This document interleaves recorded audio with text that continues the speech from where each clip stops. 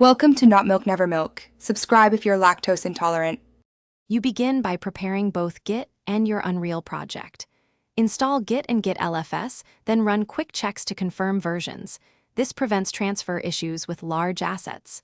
Next, create the remote repository and set a protected main branch so collaborators don't overwrite stable work.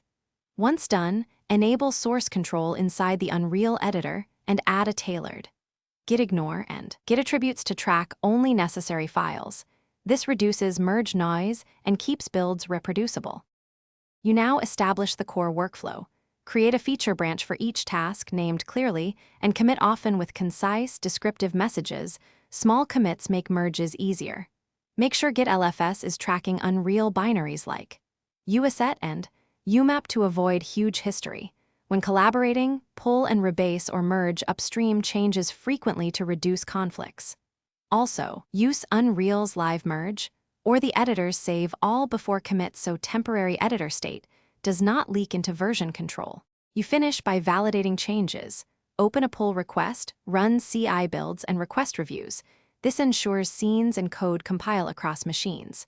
When merging, resolve binary conflicts using Unreal's merge tool and then load and test the affected levels to verify integrity. If something goes wrong, check the LFS pointers and, if needed, revert the problematic commit or fetch the last known good state from remote. One key tip: never force push to main. Instead, fix via PRs to preserve history and CI safeguards.